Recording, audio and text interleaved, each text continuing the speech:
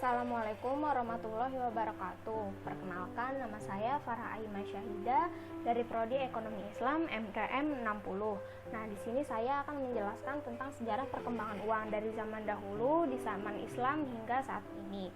Nah, pertama, pada masa manusia melakukan barter. Pada awalnya manusia itu mengalami masa mandiri di mana mereka memenuhi kebutuhannya sendiri dan bergantung kepada alam. Lalu setelah mulai bersosialisasi, manusia mulai merasa saling butuh antar satu sama lain. Mereka menyadari barang yang dibutuhkan itu semakin banyak dan mulai bertukar barang untuk memenuhi kebutuhannya.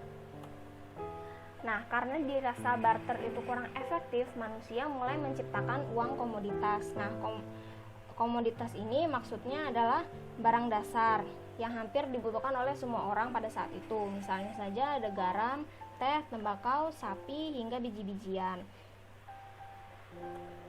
Nah, lalu ini ada peta alat tukar. Jadi di setiap daerah itu kan menggunakan uang atau alat tukar yang berbeda-beda sesuai pada kondisi saat itu. Seperti contohnya kalau di Cina itu mereka menggunakan uang kertas yang diberi cap dari kerajaan. Lalu ada di Mali, Afrika Barat itu menggunakan uang dari kulit kerang. Lalu ada juga negara-negara muslim di Arab itu yang menggunakan uang emas dan perak. Nah, uang itu di masa sebelum kedatangan Islam. Sebelum adanya Islam, bangsa Arab itu sudah mengenal beberapa jenis mata uang, seperti contohnya uang dinar dan dirham milik kerajaan Bizantium dan Sasanid. Ada juga mata uang Yaman yang digunakan pada saat itu, namun tidak sebanyak dinar dan dirham yang digunakan. Lalu kenapa dinar dan dirham? Karena mengacu pada Quran Surat Al-Isra ayat 35, dan sempurnakanlah takaran apabila kamu menakar, dan timbanglah dengan neraca yang benar, itulah yang lebih baik atau utama bagimu dan lebih baik akibatnya.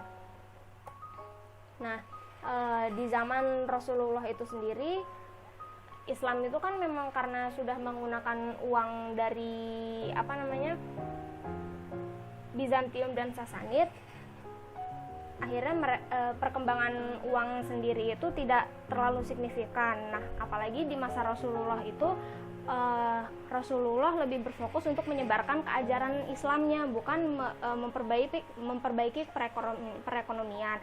Nah, mulai ada perubahan-perubahan pada mata uang dinar dan dirham itu pada masa Khulafaur Rasyidin.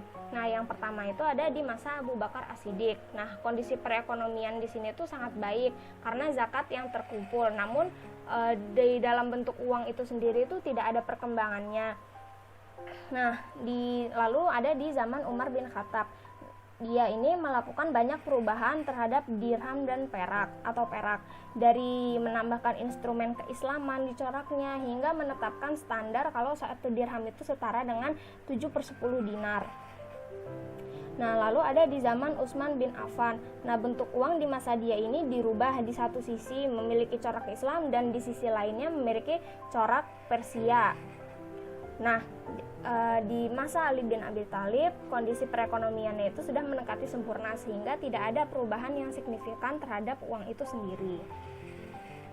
Lalu, uang pada masa Khalifah dinasti Umayyah, Abdul Malik bin Marwan, adalah uang pertama umat Islam yang 100% memiliki corak Islam. Jadi, sebelum-sebelumnya umat Islam itu menggunakan uang dari Bizantium dan Sasanid yang itu tuh corak-coraknya itu masih corak-corak kerajaan sana yang tidak ada lambang-lambang Allah seperti ini tidak ada. Lalu alasan uang model Islam diciptakan karena pertama untuk menyatukan umat muslim dengan satu mata uang yang sama. Lalu yang kedua, uang Bizantium dan Sasanid ini mengandung ungkapan trinitas yang tidak sesuai dengan ajaran Islam. Lalu ada yang ketiga, ada memberantas pemalsuan uang. Lalu yang keempat, ada menjaga wilayah kekuasaan Islam dari Bizantium. Nah, lalu ini di sini ada timeline menurunnya dinar dan dirham. Nah, nilai dirham itu pertama terus menurun hingga pada masa Abu Ja'far Al-Mansur. Ia mengurangi nilai dirham sampai 3 butir. Lalu ada di masa Musa Al-Hadi, nilai dirham itu berkurang lagi jadi 1 perak. Lalu ada di masa Al-Makrizi pada bulan Rajab tahun 191 Hijrah, dinar Hasyimiyah mengalami pengurangan sebanyak setengah butir, dan hal itu terus berlanjut sepanjang periode, tapi masih berlaku seperti semula. Lalu ada di dinasti Fatimiyah, dirham-dirham yang sudah tercampur itu sangat banyak jumlahnya, sehingga menurunkan nilai dari dirham itu sendiri.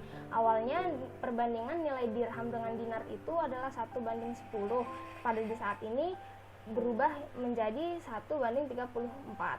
Lalu ada di masa Salahuddin Al-Ayyubi, karena emas langka maka perak dijadikan mata uang utama, bahkan tembaga digunakan sebagai bahan campuran dari uang itu sendiri.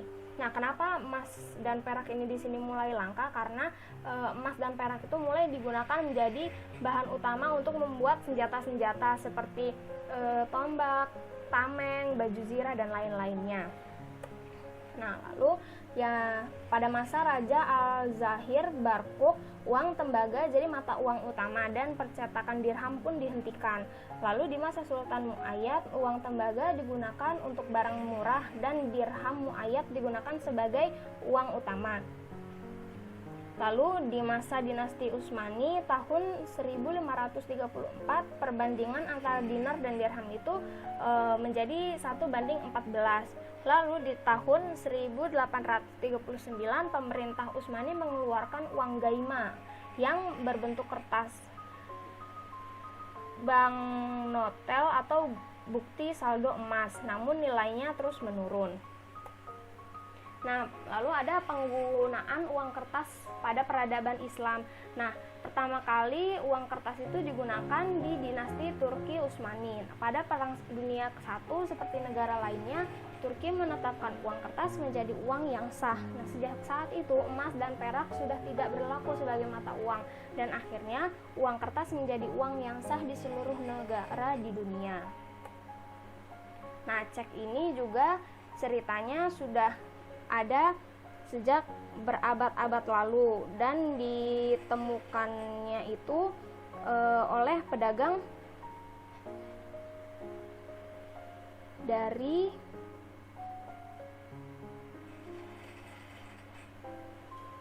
suki Arab yang berupa sumpah tertulis untuk menghormati pembayaran barang dagangan saat tujuannya tercapai. Nah, pada masa Harun al-Rasyid pada abad ke-9, di bawah sistem perbankan yang sangat maju, seorang pengusaha muslim dapat mencairkan cek di kanton Cina yang diambil dari rekening banknya di Baghdad. Nah, penggunaan sung ini atau cek lahir dari kebutuhan untuk menghindari keharusan mengangkut koin sebagai alat pembayaran yang sah karena bahaya dan kesulitan yang diwakili ini. Nah, sejarah uang kertas di dunia. Nah, uang kertas itu pertama kali ditemukan di dinasti Tang tahun 1000 Masehi. Nah, Cina itu berhasil menciptakan uang kertas dari kulit murbei. Uang tersebut diberi nama Fei Qian atau uang terbang karena tipis dan mudah terbawa angin. Berabad-abad kemudian, setelah Marco Polo tiba di Cina, barulah Eropa mengenal uang kertas. Jadi, ketika Marco Polo tiba di Cina, Eropa tidak langsung menggunakan uang kertas gitu. Jadi, karena percetakan yang dimiliki Eropa pada saat itu tuh berada di wilayah bangsa Moors yang dikuasai oleh Islam, dan barulah setelah berabad-abad kemudian Eropa baru bisa mengikuti tren menggunakan uang kertas, dan itu pertama kali di Swedia pada tahun 1661.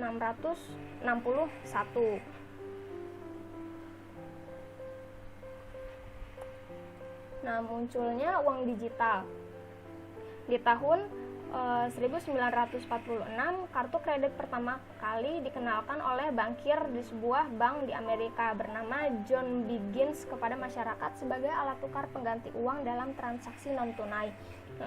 Lalu di tahun 1999, bank-bank di Eropa mulai membuka layanan mobile banking tradisional.